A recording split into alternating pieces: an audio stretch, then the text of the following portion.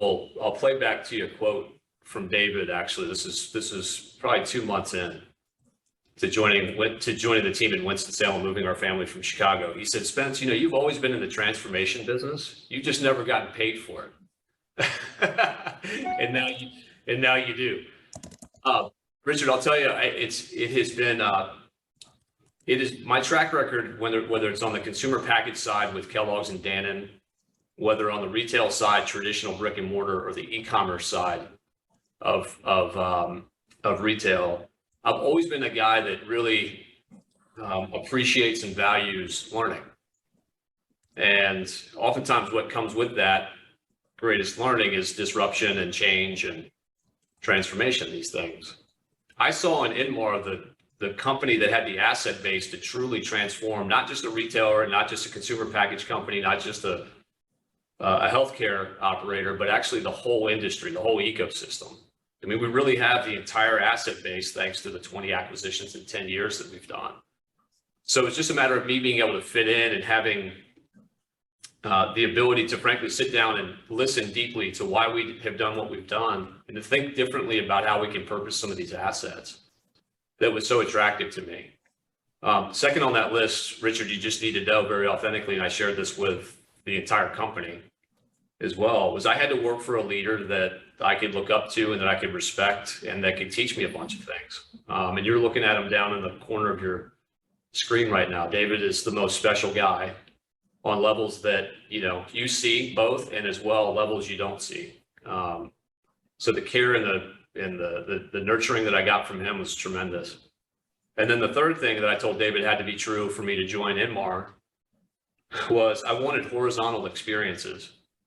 I wanted opportunities to solve different types of problems than I had solved at other points in my career. And he said, "Yeah, come on board, and we're ready to do this." So anyway, I sit at this great intersection today of all these different places that I have kind of grown up in. And I feel like with our asset base, I can help them all do what they do much more effectively. And I don't have to guess what their problems are. Frankly, I've experienced them and they hurt. It's a good question.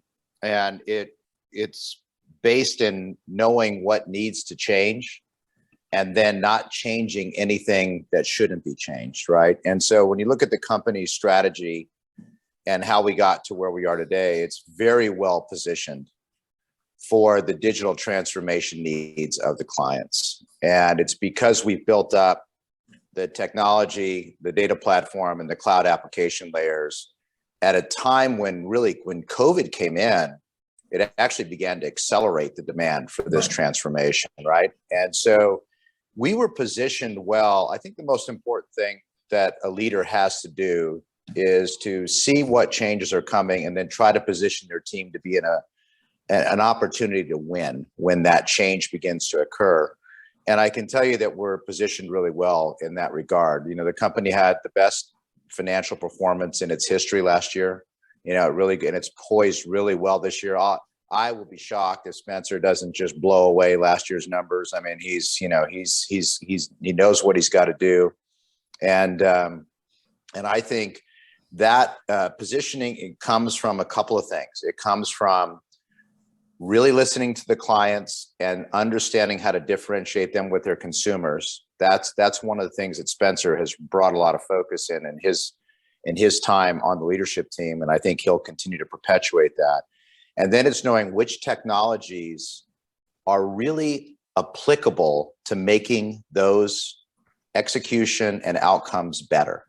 And that is the core competency of Inmar. It is very, very good at assessing technology, assessing the problems that customers have, then applying that technology and then getting the outcomes. You could almost think of Inmar now as an outcomes as a service company. It's really been moving in that direction.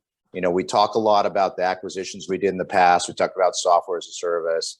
We talked about the data platform. We talked about the different acquisitions and how they fit in.